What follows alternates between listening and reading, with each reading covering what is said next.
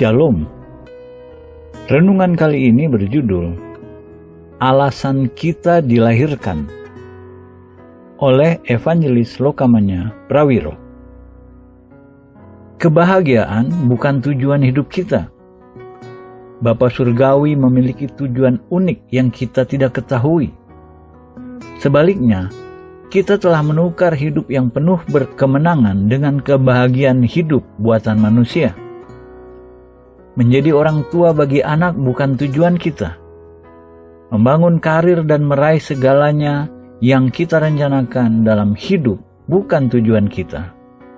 Menjadi suami atau istri terbaik dan menyediakan kebutuhan untuk keluarga bukan alasan kenapa Allah menciptakan kita. Allah memiliki satu tujuan kenapa kita ada di dunia. Bagaimana caranya kita menemukan tujuan hidup kita? Kita perlu mengakui bahwa kita diciptakan dengan satu tujuan dan kita perlu mengerti bahwa itu datangnya dari Bapa Surgawi. Jadi, setiap kali kita berusaha menemukan sendiri tujuan hidup kita, hanya akan berakhir dengan kegagalan. Kita bisa memilih sendiri suami atau istri, karir, teman-teman, dan keluarga kita. Namun ketika sampai pada tujuan hidup, ada satu tujuan hidup unik bagi kita semua. Bagaimana caranya kita memperoleh pewahyuan ini? Bagaimana kita berkomunikasi dengan Allah untuk menemukan tujuan hidup kita yang Ia rencanakan? Jawabannya ada dalam 1 Timotius 2 ayat 5. Karena Allah itu Esa dan Esa pula Dia yang menjadi pengantara antara Allah dan manusia, yaitu manusia Kristus Yesus. Yesus adalah kunci untuk menemukan tujuan hidup kita. Yesus mati di kayu salib agar kita beroleh kehidupan kekal dan agar kita bisa juga memiliki kehidupan yang Bapa Surgawi rencanakan bagi kita sementara kita hidup di bumi. Dalam kitab Yohanes 14 ayat 6, Yesus berkata, "Akulah jalan dan kebenaran dan hidup. Tidak ada seorang pun yang datang kepada Bapa kalau tidak melalui aku." Maka jelas, tanpa menerima Yesus Kristus, kita tidak bisa memiliki jalan kepada Bapa Surgawi untuk memberi pewahyuan kepada kita dan mengetahui apa tujuan hidup kita. Jika seseorang menolak Yesus Kristus, maka ia akan bekerja dengan ide-ide dan rencana-rencana pikirannya sendiri untuk mencapai kebahagiaan hidup yang selalu mengarah ke dalam kekosongan dan perasaan ada sesuatu yang hilang. Sesuatu yang hilang itu adalah Roh Allah atau Roh Kudus yang bekerja dalam hidupnya. Dalam Yohanes 15 ayat 5, Yesus berkata, "Akulah pokok anggur dan kamulah ranting-rantingnya. Barang siapa tinggal di dalam aku dan aku di dalam dia, ia berbuah banyak. Sebab di luar aku, kamu tidak dapat berbuat apa-apa."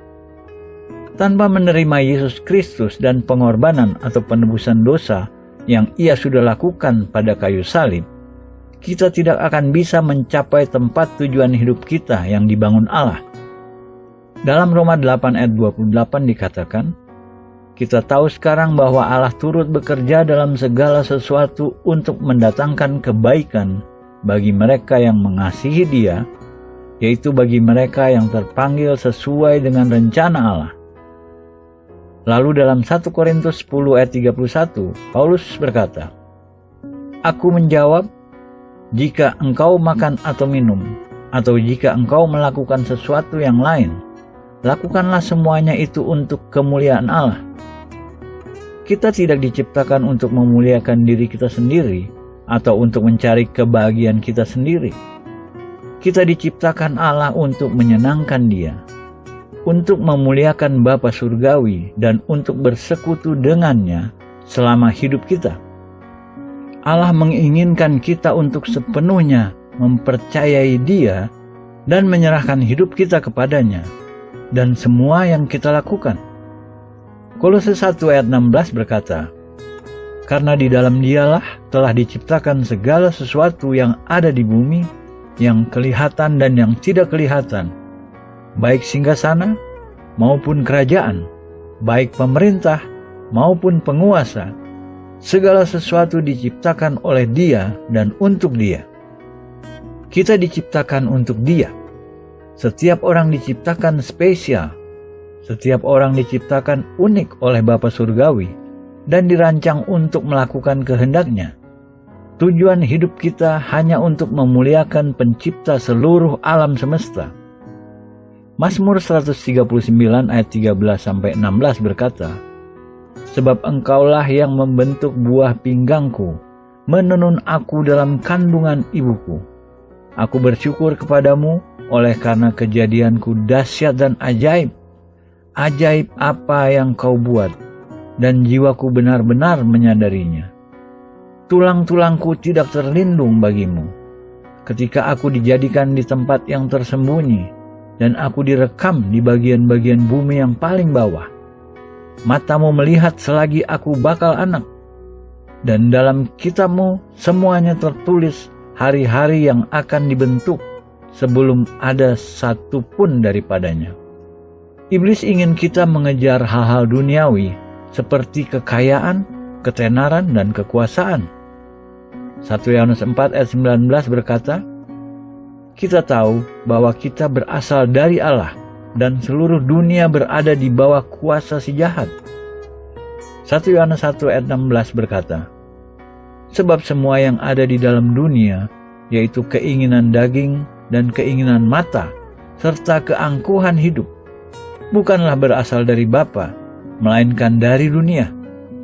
1 Timotius 6 ayat 9, "Tetapi mereka yang ingin kaya terjatuh ke dalam pencobaan, ke dalam jerat, dan ke dalam berbagai-bagai nafsu yang hampa dan mencelakakan, yang menenggelamkan manusia ke dalam keruntuhan dan kebinasaan."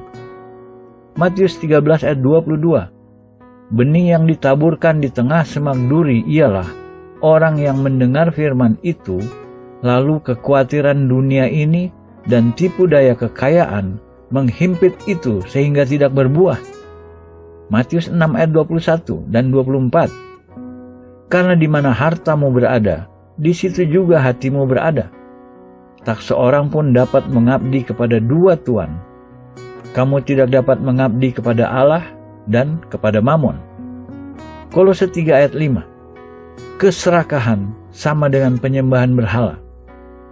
Galatia 5 ayat 26, "Dan janganlah kita gila hormat."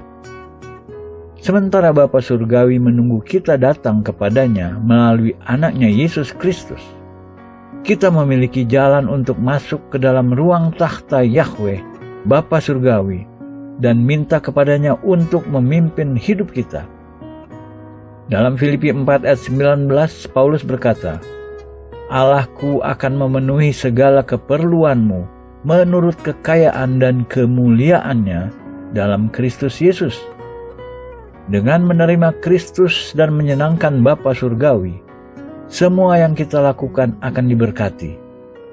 Dia akan memberi kebahagiaan dan tujuan hidup kita yang sesungguhnya atau sejati. Amin.